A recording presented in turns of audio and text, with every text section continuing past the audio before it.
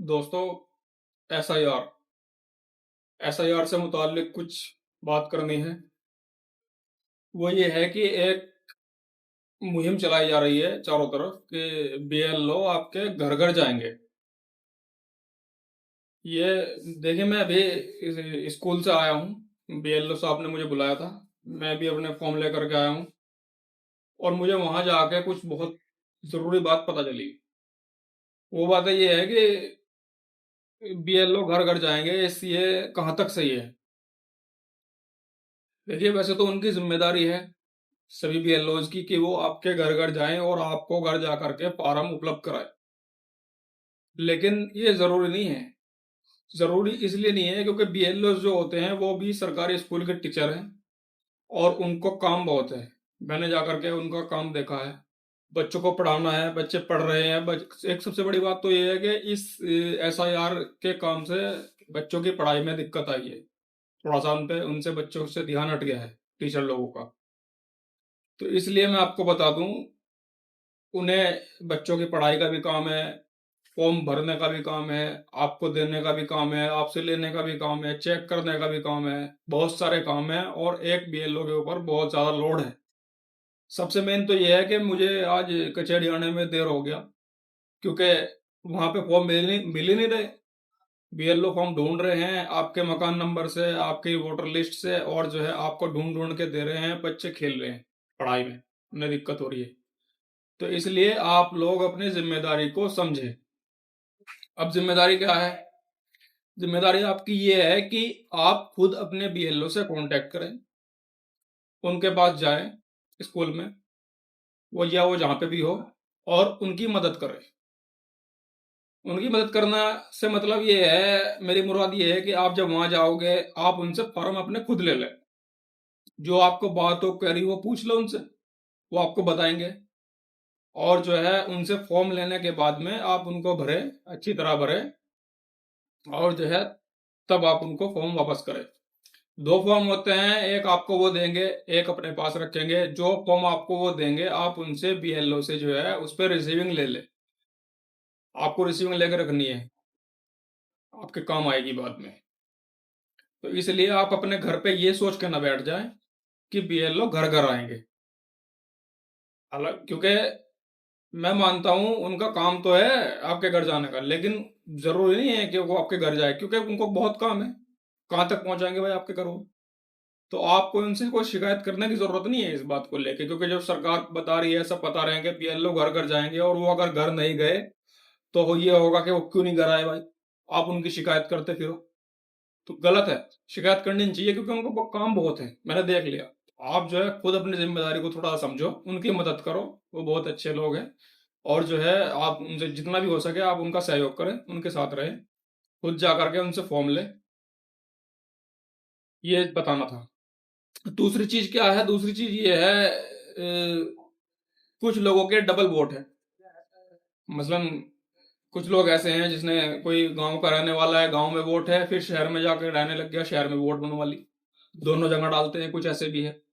कुछ लड़कियां ऐसी है जो अपने घर पे माता पिता के यहाँ पे वोट थी, शादी हो गई, ससुराल में गई, वहां वोट बनवा ली। दोनों जगह वोट चल रही है, दोनों जगह वोट डाल रहे हैं। ऐसा बिल्कुल ना करो, ये फ्रॉड है, गलत, चोरी है।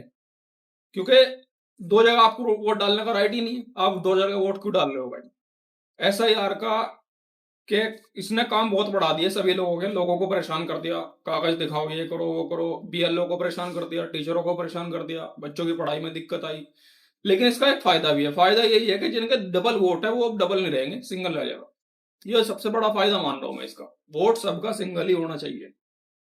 तो कुछ लड़की जो विवाहिता है जैसे मान लिया किसी को पिछले साल वो अपने माता पिता के यहाँ थी, आज वो ससुराल में है, तो अब उसका क्या होगा?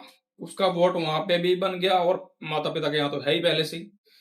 उसके लिए ये होगा, जो कभी वो ये सोच रहे हो कि भाई माता पिता के यहाँ जैसे आपको फॉर्म मिले हैं, वहां भी फॉर्म आ रहे हैं। इसकी शादी मैं देख रहा हूँ, हमारी बहन की शादी हुई, उसका यहाँ पे फॉर्म आया है और वहां पे भी आ गए हैं। तो आप कभी ये सोच रहे हो कि भाई वहां पे फॉर्म भर के वहां भी दे देंगे और यहाँ भी दे देंगे, ऐसा कि बिल्कुल ना करे, भूल के भी ना करे। दोनों जगह विवाहिता लड़कियों का फॉर्म बिल्कुल ना भरे, उसकी वो आपको ही जब आपके लिए फायदा है। फायदा ये है, अगर आपने दोनों जगह फॉर्म भर दिया तो ये होगा कि आपको बाद में ये स्कैन हो गए ऑनलाइन वेबसाइट पे चेक किया जाएगा इनको। तो जिसके डबल फोटो मैच होगा, नाम मैच होगा, पिता पति का नाम मैच होगा, मैच हो जाएगा। मैच होने पे ये होगा, जिसने डबल जगह भर दिया उसे खुद को बाद में दिक्कत आएगी। बीएलओ जांच करेंगे, आपके मायके में जांच करेंगे, आपके ससुराल में जांच करेंगे। जांच करने के बाद ये देखेंगे वो कहाँ पे रह रही है, जहाँ पे रह रही है वहीं पे जो है वोट रहेगा, दूसरी जगह कटेगा। लेकिन ये ना सोचो कि उसमें परेशानी आपको नहीं होगी, खाली बीएलओ को होगी, उसमें परेशानी आपको भी होगी। इसलिए आप जहाँ पे चले गए, जहाँ पे आपका परमानेंट के लिए रहना है, आप वहीं पे फॉर्म भरें। दूसरी जगह का आप बिल्कुल ना भरें, वहां का वोट ऑटोमेटिक कट जाएगा। और चौथी बात ये है, जो लोग बाहर रहते हैं जो लोग बाहर रहते हैं उन लोगों का क्या है, जैसे मान लिया गांव के रहने वाले हैं, गांव में वोट है और शहर में काम है आपका, तो आप शहर में शिफ्ट हो गए फैमिली के साथ में, आपने शहर में भी वोट बनवा रखे, ऐसे भी लोग हैं। तो वो क्या करें? देखिए, अगर आपको परमानेंट आगे के लिए शहर में ही रहना है, काम आपका वहाँ है, तो आपको शहर में अपना आपको शहर के अंदर अपना जो है वोट जारी रखना है, तो ठीक है। आप अपने शहर के अंदर ही, अपने शहर में ही जो है, जहाँ पे आप रह रहे हो वहां का फॉर्म भरे, गांव का ना भरे, आपका गांव से वोट कट जाएगा। दूसरी बात ये होती है, एक एडवाइस वाली बात अगर मैं आपको बताऊं, मेरी एडवाइस ये है, वैसे तो आपको अपने रहने का अधिकार खुद है भाई, मैं क्यों बताऊं आपको, आपको जो है खुद सोचना है आपको कहाँ रहना है, क्या करना है।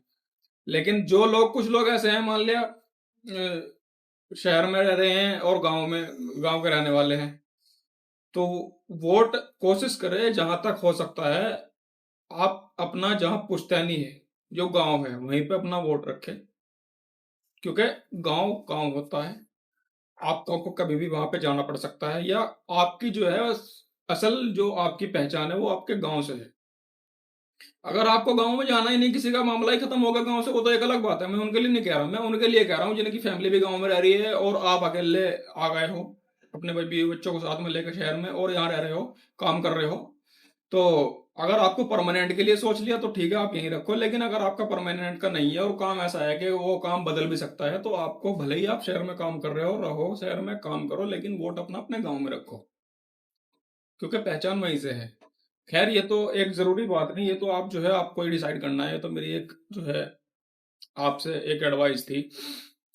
और नेक्स्ट बात ये है, मेन बात, कि फॉर्म को भरने का हिसाब क्या है। फॉर्म आप जो है बिल्कुल देख के भरे और सही भरे, फॉर्म को भरने में गलती ना करें, क्योंकि ये बाद में समस्या का बायस बन सकती है। फॉर्म की जो मैं आपको बता दूं, है ये पहला जो कॉलम है, ये तो जरूरी है, ये सभी को भरना है। आप कोई भी हो इसमें, जिसका वोट आया है वो सबको भरना है, जरूरी है। ये आप भरे देख करके, इसमें पहले जन्म तिथि का बारे में है, आधार संख्या है, मोबाइल नंबर, अभिभावक का नाम, इपिक नंबर। इपिक नंबर आपका, अच्छा, एक इपिक नंबर के बारे में मैं बता दूं, लोगों को पता ही नहीं चल रहा कि इपिक नंबर क्या होता है।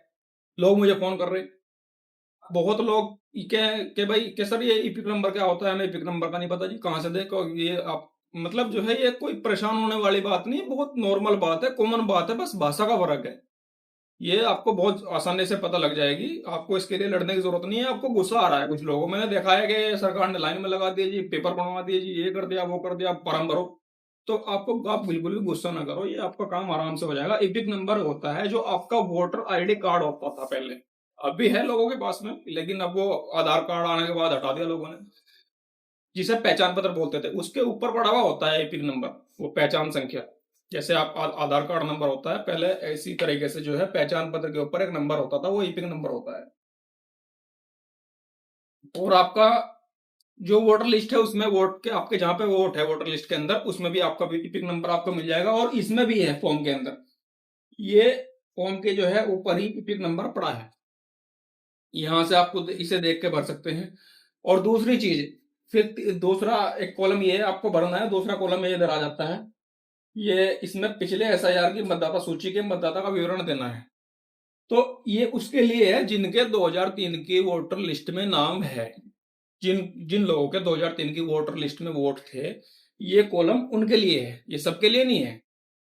ये जो कॉलम है ये सबके लिए नहीं है। तो इसमें जिसके 2003 की वोटर लिस्ट में नाम है, ये कॉलम उनके लिए है, उन्हें इसमें डिटेल भरनी है। मसलन मैं हूं, मेरा 2003 में वोट नहीं था, तो ये कॉलम मुझे नहीं भरना। जिनका 2003 में वोट नहीं था उन्हें ये कॉलम नहीं भरना, इसे छोड़ दो। जिसका 2003 की लिस्ट में नाम था उसको ये कॉलम भरना है। यहाँ पे देख लेना है आपको, वो निर्वाचक का नाम, अपना नाम भरना है, एक पिक नंबर जो वही मैंने आपको बताया भर देना है। संबंधी का नाम, जो आपका एक संबंधी है उसका यहाँ पे डिटेल देनी है, वाइफ हो, पिता हो, भाई हो, जो भी हो, उसका संबंध क्या है आपसे, जिला, ये चीजें। और एक कॉलम इधर है तीसरा, ये 3 कॉलम है टोटल इस फॉर्म के अंदर, ये तीसरा कॉलम इधर है। इस कॉलम को क्या करना है, ये कॉलम उसे भरना है, मतलब जिसका 2003 की वोटर लिस्ट में नाम नहीं था। ये कॉलम उनके लिए है। हम जैसे के लिए, जैसे हमारा 2003 की वोटर लिस्ट में नाम नहीं था, तो ये इसमें हमें डिटेल भरनी है। इसमें जिसका 2003 की वोटर लिस्ट में नाम था उन लोगों को ये कॉलम नहीं भरना है। ठीक है, तो इसमें नाम वगैरह ये सारी चीजें, ये पहला कॉलम कंपलसरी है, सभी को भरना है। दूसरा कॉलम, ये जो कोने वाला कॉलम है, ये जिनका 2003 की वोटर लिस्ट में नाम था उनको भरना है। जिनका 2003 की वोटर लिस्ट में नाम नहीं था उनको नहीं भरना है। और तीसरा कॉलम, जिनका अब नया वोट है, 2003 में नहीं था, उनको भरना है। ये चीज है, देख के भरे, अच्छी तरह भरे। और अगर फिर भी आपको समझ नहीं आ रहा, आप अपने आस पड़ोस के जो है किसी लोगों से मदद ले ले, या बीएलओ से मदद ले, बीएलओ भरवाएंगे। और लोग जो अब इसमें एक डॉक्यूमेंट की बात है कि ये दिया है, इसके पीछे भी, आप फॉर्म के पीछे दे रखा है कुछ, इसके जो है निर्देश है, आप इनको देख सकते हैं, इन्हें पढ़ लें। फॉर्म लेने के बाद, बीएलओ से फॉर्म लेने के बाद आप इनको अच्छी तरह पढ़ लें। जो पढ़े लिखे नहीं है वो दूसरों से पढ़ के समझ ले।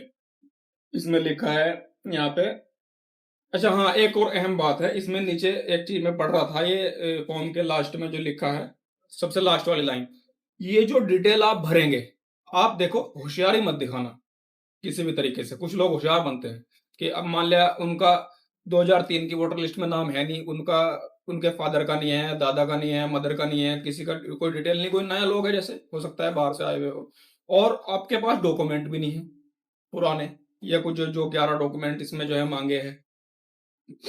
तो अगर आप इसमें जो है वैसे ही इधर उधर से गलत उठा करके नंबर भरते हैं, डॉक्यूमेंट गलत लगाते हैं, या कुछ फ्रॉडबाजी अगर आपने कर दी, तो देखो इसमें लिखा है साफ साफ, ये प्रतिनिधित्व अधिनियम, लोक प्रतिनिधित्व अधिनियम 1950 की धारा 31 के अंतर्गत 1 वर्ष तक के कारावास या जुर्माना या दोनों से दंडनीय होगा। तो इसलिए अगर आपने इसमें कुछ त्रुटि आपकी तरफ से पाई गई, कोई आपने गलती करी जानबूझ करके, देखो अगर धोखे में, कोई बड़ी बात नहीं, अगर जानबूझ करके आपने इसमें कुछ चीटिंग करने की सोची, तो आपको 1 साल तक की सजा और जुर्माना या दोनों चीज हो सकती है। इस चीज का ध्यान रखना है। और दूसरे, मैं आपको जो डॉक्यूमेंट लगाने हैं, उन डॉक्यूमेंट से मुतालिक एक और बार बता दूं, वैसे तो आप पढ़ सकते हो, जिनका जन्म भारत में 1/7/1987 से पहले हुआ है, उन लोगों को ये 11 जो डॉक्यूमेंट है, इनकी जो सूची दी है, उनमें से, उसमें से जो है क्या नाम, स्वयं के लिए कोई भी अभिलेख, एक डॉक्यूमेंट आप दे सकते हैं, उसमें से अपना टेस्ट करके वो दे देना। दूसरे, जिनका जन्म भारत के अंदर 1/7/1987 से 2/12/2004 के बीच में हुआ है, वो लोग एक डॉक्यूमेंट अपना देना है। एक अपने माता पिता में से किसी एक का देना है। वो डॉक्यूमेंट वो होना चाहिए जिसमें या तो जन्म तिथि या जन्म स्थान के बारे में डिटेल हो। और तीसरे है जो 2/12/2004 सॉरी 2 दिसंबर 2004 के बाद जिनका भारत में जन्म हुआ है, उनके लिए नीचे दी गई सूची में से खुद के लिए कोई भी एक डॉक्यूमेंट उपलब्ध कराना है, और माता पिता दोनों का उपलब्ध कराना है, अभिभावक में दोनों का उपलब्ध कराना है। ये देखने की चीज है। तो ये डॉक्यूमेंट वाली बात हो गई। और इसके बाद मैं आपको सबसे लास्ट में एक मेन बात बता दूं, देखो भाई, एक दूसरे की मदद करो। आपके आस पड़ोस में जो पढ़े लिखे लोग हैं, समझदार हैं, उनके आस पड़ोस में कुछ अनपढ़ भी है, कुछ गरीब भी है, कुछ अमीर भी है, कुछ लोग बेचारे सीधे-साधे हैं, सभी तरह के लोग होते हैं। खास करके ये बात गाँव वालों के लिए है। तो आप एक-दूसरे की अपने पड़ोस में मदद करो, ये फॉर्म भरने में। आप उनसे मिल लो, जो जिनके समझ में नहीं आ रहा, वो पढ़े-लिखों से मिल लो या पढ़े-लिखे खुद मिल लें और उनका मिल करके उनके फॉर्म ले वहाँ से जो वो लेकर के आए हैं, उन्हें समझा के उनके आधार डॉक्यूमेंट लगाओ, उनके उन्हें भर भर के दो या भरवा दो, उनकी जो है मदद करो। क्योंकि ये बहुत ज़रूरी चीज़ है और ये सबके लिए है। तो इसमें आप ये ना सोचो कि हमने अपना काम कर लिया, हम बरी हो गए, ऐसा नहीं है। आपको हालाँकि आपकी ज़िम्मेदारी बनती है, अपने पास-पड़ोस के लोगों का ध्यान रखना, ज़रूरी है, उनका आप पे हक है। तो आप